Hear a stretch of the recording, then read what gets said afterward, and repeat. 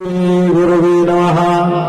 ध्यान मूलम गुरु मूर्ति पूजा मूलम गुरु पदम। मन में कल्पना रहती है जो जीवन में सबसे महत्वपूर्ण रहता वो रहता गुरु। गुरु में शब्द दो है, शब्द दो है लेकिन समान बलशाली है। गुरु में जो शब्द है, शब्द दो है लेकिन समान बलशाली है।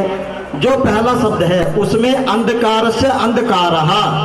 गुरु का जो पहला शब्द है उसमें बहुत ही भारी मात्रा में अंधकार होता है। जो अंधकार को अज्ञानी पुरुष देखता है, जैसे कि संतों में अवगुणों को देखना कि संत के अंदर क्या अवगुण है। जहां पे बहुत ही भारी मात्रा दुर्बुद्ध, जटिलता, दुर्गुण, दुर्भाव, जो दुर्गुणों का सेवन करता है, संत हो चाहे गृहस्थ जीवन का व्यक्ति हो, कोई भी अवगत हो, जो जटिलताओं में फंसा रहता, कठिनाइयों में कि महाराज ये बहुत बड़ी कठिनाई है जीवन में, मैं तो कठिनाई में रो, मेरा काम काज नहीं चल रहा। क्योंकि तथ्यता कहने का तात्पर्य है गुरु होने के बावजूद भी जो अंधकार में हो, हमारी व्यक्ति की जो अवगत जो मांग है गुरु से। क्योंकि जो पहला जो शब्द है उसमें तो बहुत ही भारी मात्रा में अंधकार भरा हुआ है, जहाँ पे कुछ ही प्रकाश की पुंज तक नहीं है, एक किरणें तक नहीं है। तो वहीं पर प्रकाश से प्रकाशा भवती, जहां पर प्रकाश बहुत ही भारी मात्रा, जो हम व्यक्ति की नित्य मांग है, एक शिष्य की अपने गुरु से मांग है कि हमें अवगुणों से हटाकर सतगुणों की तरफ प्रेरित करे। जहां पे वैभव है, उल्लास है, बड़ा तीसरा माता और चौथा जो हम गृहस्थ माता, जो हमारी गृहिणी रहती है, जो हमारी देवी है। अरे क्योंकि एक पुरुष बिना स्त्री के अधूरा है। ईश्वर ने जब इस पिंड रूपी को बनाया, पंचतत्व भौतिक शरीर को बनाया, तो इसके अंदर स्त्री और पुरुष के दोनों के अवगुण मिलाए गए हैं। क्योंकि इन दोनों के शिव शक्ति के बिना ये सृष्टि नहीं बनी, तो एक मनुष्य क्या बनेगा। और इस तथ्य को जानने के लिए गुरु अपने जीवन में सबसे महत्वपूर्ण होता है। और जब गुरु के पास में आते हैं तो गुरु की पूजा भली भांति किस प्रकार करनी चाहिए वो हमारे संत परंपरा में बताते। ध्यान मूलम गुरु मूर्ति। अगर जो आपको पूजा करनी तो गुरु चरणों की कमल की करनी चाहिए। क्योंकि हम गुरु चरण कमल के ही दास हैं, जिनकी एक कण मात अगर हमें भभूति मिल जाए, उनकी चरणों की धूल मिल जाए, तो हम इस भव सागर से पार हो सकते हैं। तो जो ईर्षा भाव करते हो दूसरे के प्रति, ये संत परंपरा अवगति में आने के बाद इससे तो दूर हो जाना चाहिए मनुष्य को।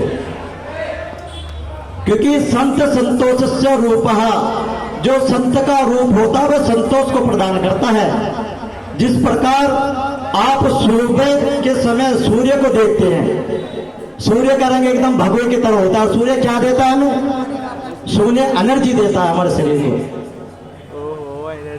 जो हमारे शरीर का संचार करते हैं, हमें सींचती है, हमें एक जीवन का नया मार्ग देती है कि हम कोई अच्छा कार्य करें। लेकिन उसी के अवगत में हम अगर फिर पूर्ण में घुस जाए तो उससे क्या होगा? उससे तो फिर भी ज्ञानी नहीं ना पशु भी समानाम। जो गुरु के पास होकर भी अज्ञानता के वश में चलता है वो पशु के समान है। सही बात। क्योंकि अपने जीवन में संत के परंपरा अवगत आने के बाद तो संतोष को धारण करना चाहिए। हमारे गुरुदेव गोविंद जी महाराज जी बताते थे कि हमारे गुरुदेव बताते थे, निंदक रियरे राखिए आंगन कुटी छवाए, बिन पानी साबुन बिना निर्मल करे सुखाए। जो आपका निंदक होता है, जो आपकी चुगली करता है, जो आपकी जगह जगह जाके आपके अवगुण बताता है, उससे बड़ा मित्र तो आपका कोई हो ही नहीं सकता। उससे बड़ा मित्र तो कोई हो नहीं। हमारे गुरुदेव कहते थे कोई 4 लोग लगा रखे हैं पीछे, मैंने 4 लोग लगा रखे हैं पीछे, जिन्हें पगार कुछ नहीं दे रहे लेकिन काम भरपूर कर रहे हैं, अपना काम मर्यादा से कर रहे हैं। क्योंकि जब कोई आपकी कहीं किसी दूसरे व्यक्ति के सामने जाके निंदा करता है तो उसके मन में आपके प्रति जिज्ञासा उठती है कि उस व्यक्ति से हम भी मिले। वो व्यक्ति कौन है? जो इतना अवगुण जिसके बारे में ये वाचन कर रहा है।